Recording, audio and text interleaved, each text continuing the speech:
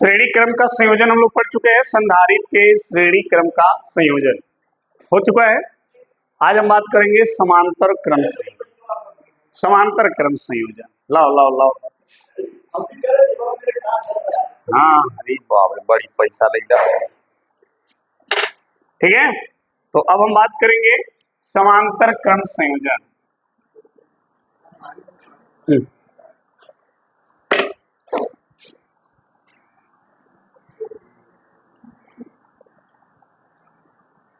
संधारित्रों का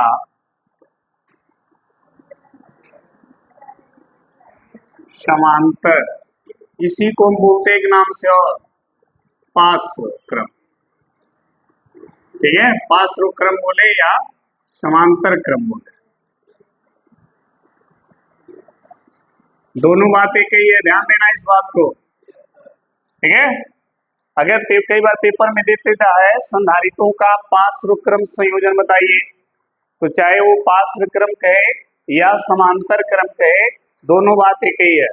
ठीक है, अच्छा देखो इसमें कैसे आपको जोड़ना है। संधारित्र को अगर हम पार्श्व क्रम में जोड़े या समांतर क्रम में जोड़े तो कैसे जोड़ेंगे। ठीक, तो देखिए हमारे पास मान लीजिए 3 कैपेसिटर है। एक कैपेसिटर ऐसे है, एक तार ये निकला है, एक तार ये, एक दूसरा कैपेसिटर है ऐसे,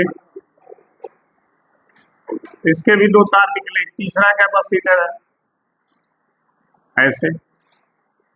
ठीक, ये 3 कैपेसिटर है, 3 प्रकार के 3 संधारित्र हैं, तीनों को हमें समांतर क्रम में जोड़ना है। तो करना क्या, देखो तीनों का एक एक तार लीजिए और एक जगह तीनों का एक एक तार पकड़ के जोड़ दीजिए। फिर तीनों का एक एक तार इधर लीजिए और इनको एक जगह क्या करिए, ये हो गया समांतर क्रम। समझ में आ गई बात। ठीक, इस तरह जोड़ने के बाद अब इसको लाइए इलेक्ट्रिक सोर्स से जोड़ दीजिए और इसको भी लाकर इलेक्ट्रिक सोर्स से क्या करिए, जोड़ दीजिए। ये हो गया समांतर क्रम।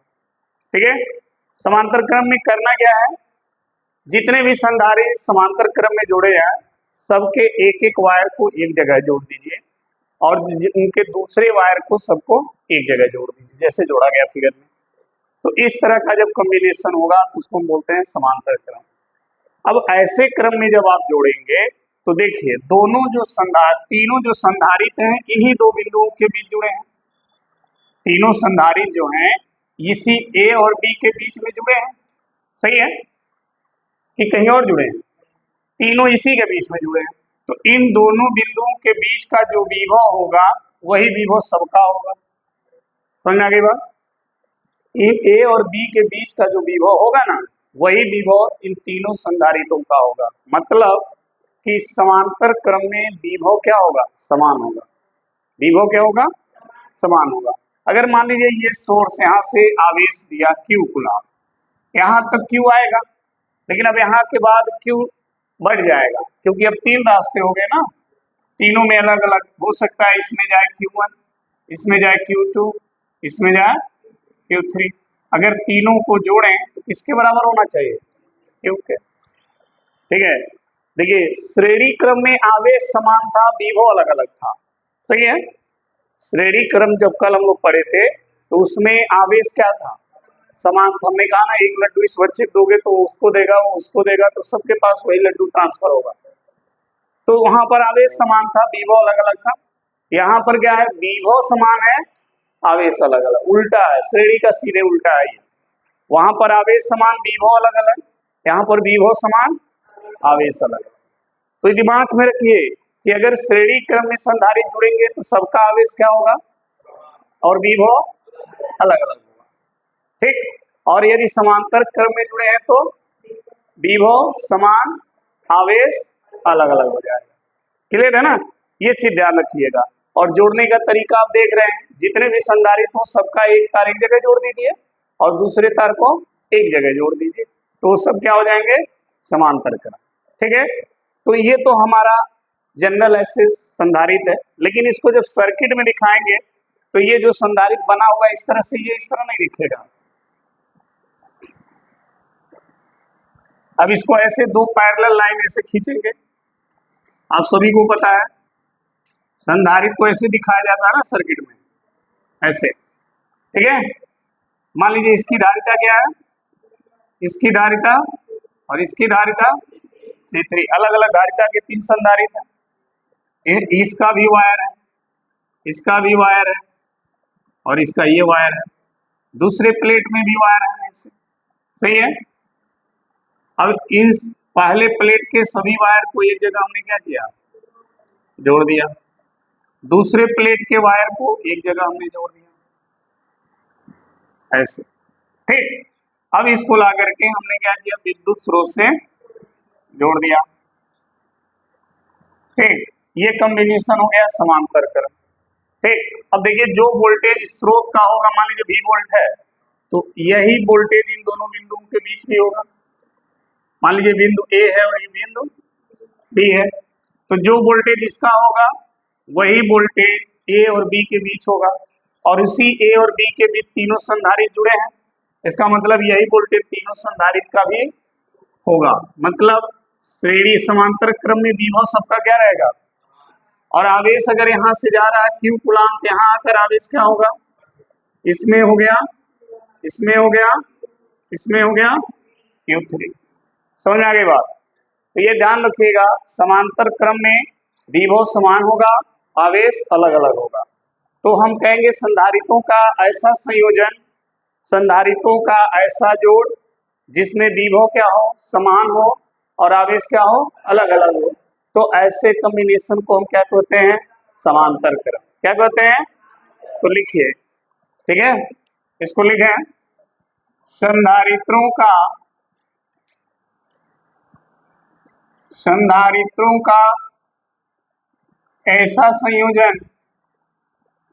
ऐसा संयोजन जिसमें प्रत्येक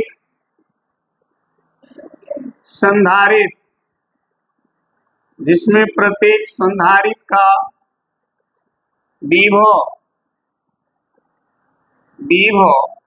क्या हो, समान और आवेश क्या हो, भिन्न भिन्न हो, आवेश भिन्न भिन्न हो, तो ऐसे संयोजन को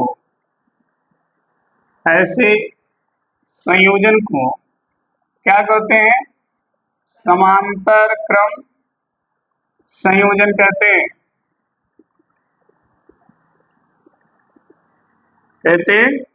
हैं, समझ में आ गई बात। ध्यान रखिएगा ये बात, समांतर क्रम में सबका विभव समान और आवेश क्या हो, अलग अलग। तो जहां इस तरह का कॉम्बिनेशन हो वो तुरंत समझ जाइए कि वो कौन सा क्रम संयोजन है, समांतर क्रम, ठीक है।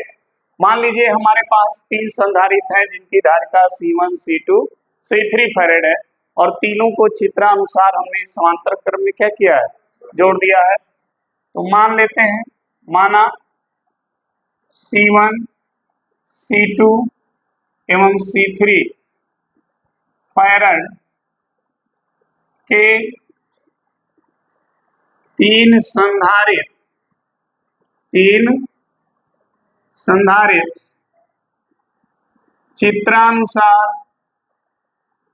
चित्रानुसार समांतर क्रम में क्या हैं, जुड़े हैं, जिनके विभव V वोल्ट तथा आवेश Q1, Q2 एवं Q3 कूलाम है। समझ में आ गई बात।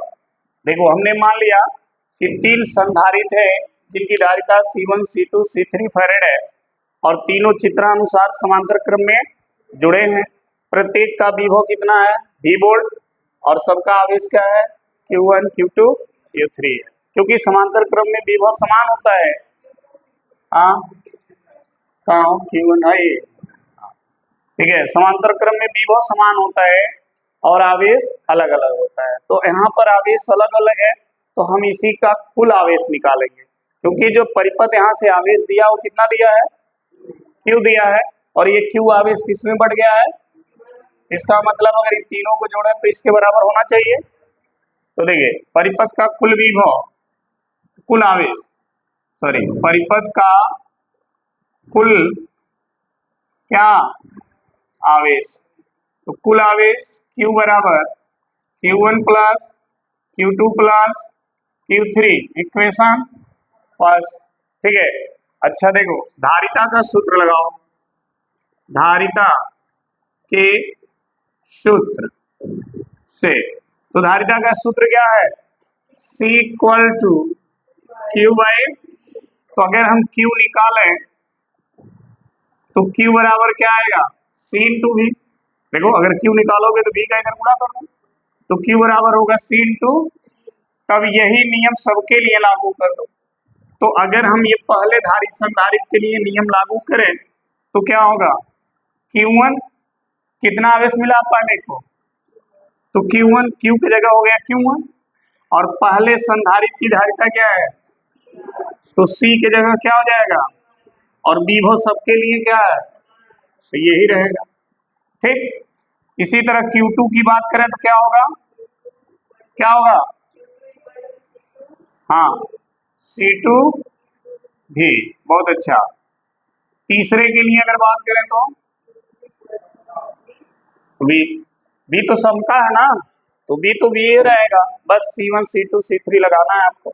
अब ये तीनों मान समीकरण एक में क्या करेंगे, रख देंगे, तो लिखेंगे, देख लेना दिख रहा है ना, समीकरण एक में Q, Q1, Q2 एवं Q3 का मान क्या करें, रख दें। तो जब रखेंगे तो दिखेगा भी ना, Q की जगह मान रखिए तो क्या आएगा, CV बराबर Q1 है, Q1 का मान क्या है, देखो इसमें लिखा होगा C1 भी है ना, तो Q1 की जगह हो गया C1 प्लस, फिर क्या है, क्या है यहाँ Q2, और Q2 का मान क्या है C2 भी प्लस, अब क्या है Q3, और Q3 का मान, अच्छा देखो V सब में है ना, V को कॉमन ले लो। अब यहाँ से V को जब आप कॉमन करेंगे, ध्यान देना V को यहाँ से कॉमन कर लो, सब में है, तो देखो CV बराबर अगर V कॉमन करोगे तो आएगा C1 प्लस प्लस, ये आ जाएगा, सही है। अच्छा देखो B से V तो बचा क्या, C बराबर, समझ में आ गई बात।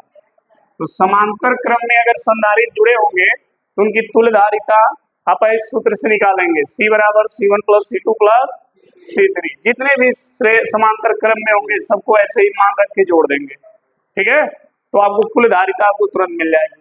अच्छा देखो ऐसे क्रम में अगर हम संधारित्र को जोड़ेंगे तो क्या धारिता बढ़ेगी कि घटेगी, तो भी इसलिए धारिता बढ़ेगी। कैसे देख लो, मान लो अगर ये 1 फैरेड का है, ये 2 फैरेड का है, ये 3 फैरेड का, तो 3 2 5 और 1, धारिता बढ़ गई ना, तो इस क्रम में धारिता बढ़ती है। अब इसी को क्या लिखेंगे, समांतर क्रम में जुड़े सभी संधारितों के धारिता का योग उसकी तुल्य धारिता के क्या होता है, बराबर हो, और उसमें व्युत्क्रम के बराबर था। समझ आई बात। यहाँ लिखेंगे समांतर क्रम में जुड़े सभी संधारित्रों की धारिता का योग उसके या उनके ही हो, नहीं दिख रहा, समांतर क्रम में जुड़े सभी संधारितों की धारिता का योग, ठीक है, उनके तुल्य धारिता के, तुल्य धारिता के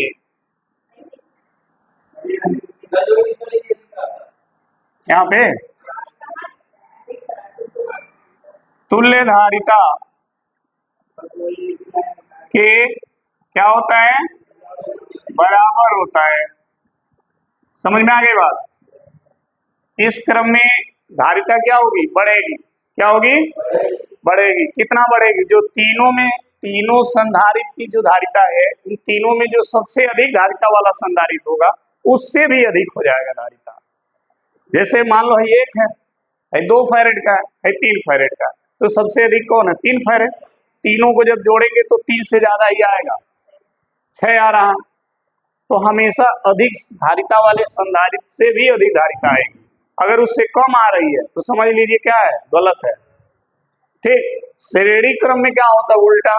श्रेणी क्रम में कुल धारिता जो होती है सबसे कम धारिता वाले संधारित की धारिता से भी कम आता है। अगर कम नहीं आया तो आप गलत कर रहे हो, ये ध्यान रखिएगा। तो जब भी अगर परिपथ में संधारित की धारिता को बढ़ानी हो तो आप किस क्रम में जोड़िए? समांतर क्रम में जोड़िए, तो धारिता बढ़ जाएगी।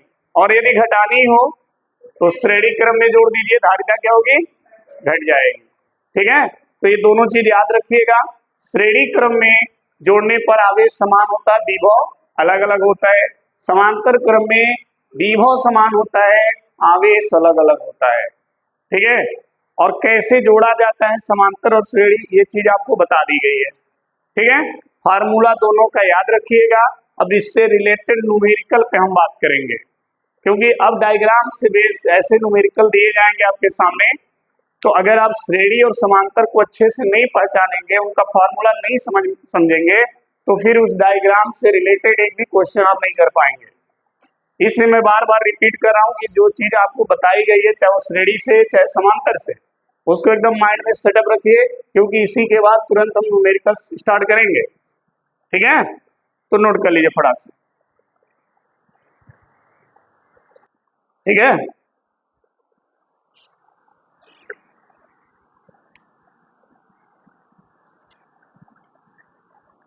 देखिए फार्मूला तो आपको पता है, श्रेणी का क्या है, समांतर का क्या है। बस डायग्राम को आपको समझना है कि कौन कौन सा प्रतिरोध संधारित श्रेणी में है, कौन सा संधारित समांतर में है। यही बारीकी है आपको पता करने में। अगर ये आपने कर लिया तो बहुत आसान है। जैसे हमारे पास मान लीजिए एक डायग्राम है इस तरह का, ध्यान देना, हमारे पास इस तरह का डायग्राम है, इसमें कई संधारित्र लगे हुए हैं। ठीक, ऐसे एक पॉइंट ए है, एक पॉइंट ए है, ये ए है और ये बी है। ठीक, ये C1 है, ये C2 है, ये C3 है, ये C4 है। आपसे कहा जाए ए और बी के बीच कुल धारिता बताइए। प्रश्न है, अगर यही क्वेश्चन आपके सामने आ जाए पेपर में और कहा जाए ए और बी के बीच की तुल्य धारिता ज्ञात कीजिए। तुल्य धारिता ज्ञात कीजिए। ये प्रश्न अगर आपके सामने आ जाए तो आप क्या करेंगे? कैसे जानेंगे कौन श्रेणी में है, कौन समांतर में है? ठीक है, ध्यान से अगर देखेंगे तो आपको समझ में आ गया होगा। देखिए, जब आप इसको हल करें तो ध्यान दीजिएगा, इस C2 और C3 संधारित्र को ध्यान से देखना। श्रेणी और समांतर में क्या होता है? देखो, समांतर में क्या होता है, एक तार और ये दूसरे का तार आकर एक जगह जुड़ गया, और दूसरा तार और इसका तार आकर के एक जगह जुड़ गया। तो ये दोनों किस क्रम में है? यही डायग्राम तो है, देखो ना, नहीं है? दोनों का एक एक प्लेट आकर यहाँ जुड़ा है और दूसरा प्लेट आकर के यहाँ जुड़ा है, तो ये दोनों किस क्रम में हो गए? समांतर। अब इनको समांतर क्रम के फार्मूला से जोड़ लीजिए। ठीक, अब जो इन दोनों की कुल धारिता आएगी वो दोनों मिलकर के अब एक संधारित्र बना लेंगे। कैसे? देखो, यहां लिखेंगे C2 और C3। ठीक है, किस क्रम में है? समांतर क्रम में है। किस क्रम में है? तो जब ये समांतर क्रम में है तो इन दोनों की तुल्य धारिता, समांतर क्रम की तुल्य धारिता क्या होगी? C बराबर C1 plus C2 plus C3 ऐसे होती है, लेकिन यहाँ पर C2 और C3 है तो ये दोनों समांतर में है। समझ में आई बात? और इस C को हम C डैश कर दे रहे हैं, क्योंकि कई बार अभी निकालना है तुल्य धारिता। ठीक, तो ये दोनों जुड़ गए।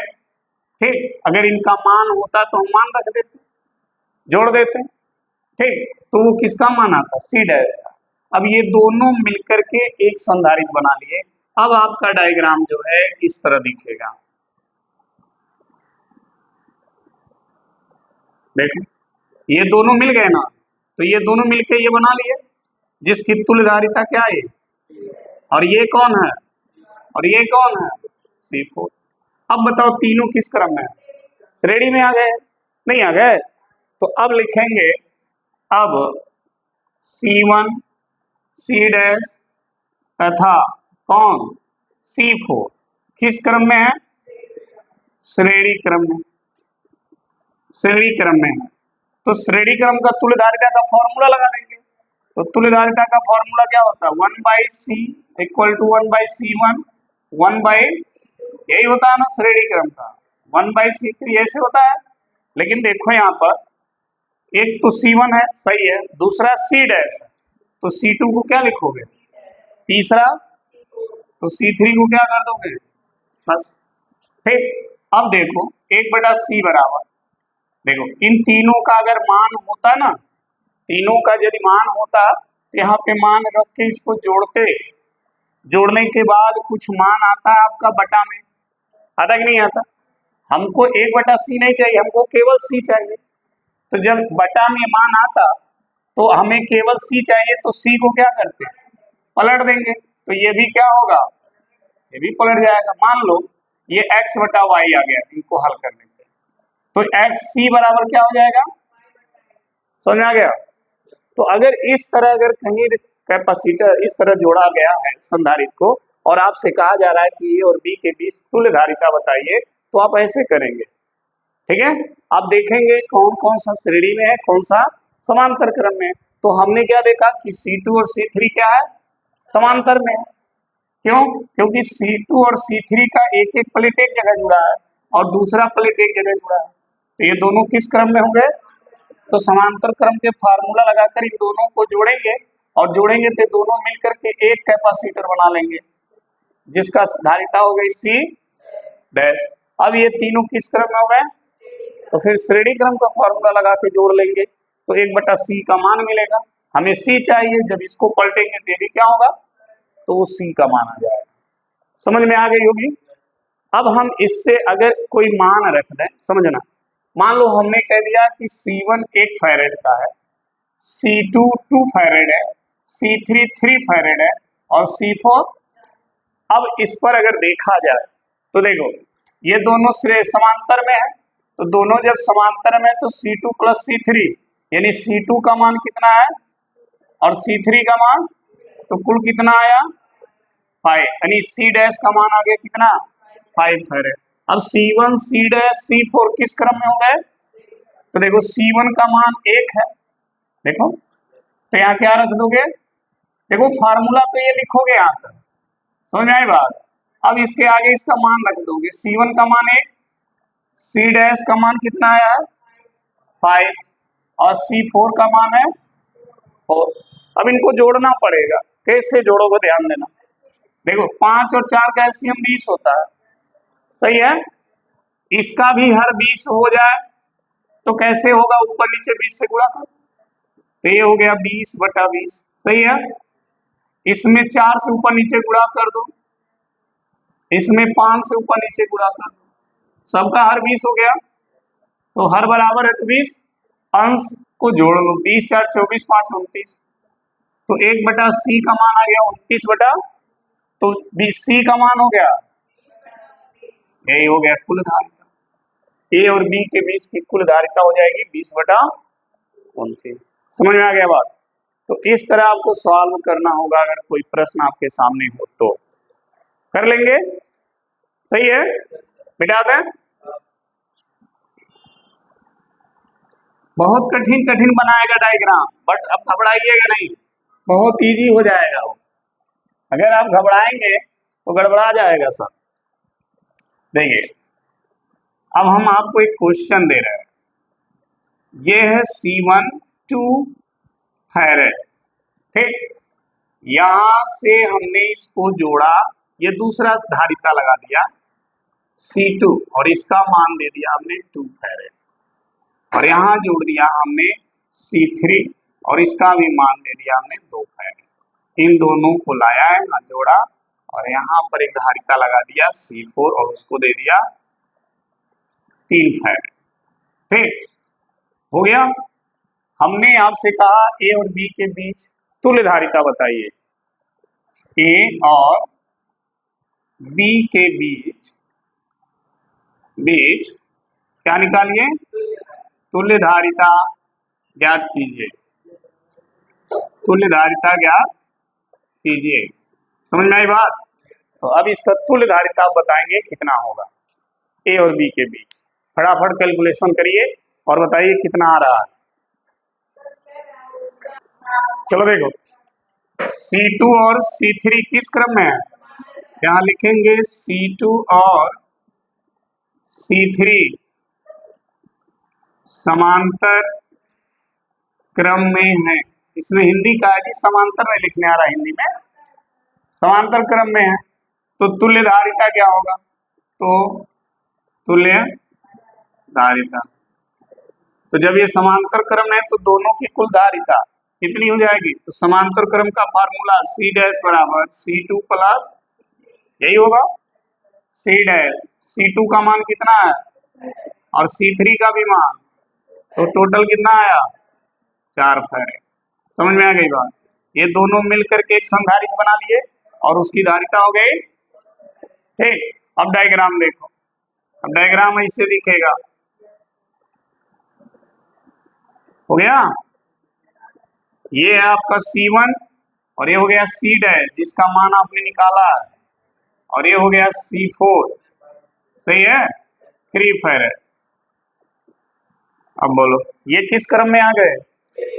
तो फिर लिखोगे C1 कामा C डैश और C4 किस क्रम में है? श्रेणी क्रम में जुड़े हैं। तो तुल्य धारिता, तो तुल्य धारिता, अब इनकी तुल्य धारिता तो 1/C बराबर, यही तीनों है ना, तो 1/C1, 1/C डैश, 1/C, देखिए C1 C डैश C4 ही श्रेणी क्रम में है। अब इनके मान रख दो। C1 का मान कितना है? 2, C डैश का मान कितना है? 4 और C4 का मान कितना है? 3। इनका एलसीएम 12 आएगा। इनका एलसीएम कितना आएगा? 12। इसका हर 12 करना है तो ऊपर नीचे 6 से गुणा, इसमें ऊपर नीचे 3 से तब 12 आएगा, इसमें ऊपर नीचे 4 से तब 12 आएगा। समझ में आई बात? सबका हर 12 आ गया तो 1/C बराबर, सबका हर 12 है, अंश को जोड़ लो, 6 3 9 6 13, ये आ गया। तो C बराबर, बताओ यही तो आंसर आएगा। कौन बहुत बड़ा पहाड़ है हैं? अब तुम लोग करना ही नहीं चाहोगे तो क्या करेंगे? एकदम बैठ जाते हो सर कैसे होगा, कुछ नहीं है। ठीक है, तो इसके आगे फिर कल मिलेंगे, तब तक के लिए धन्यवाद।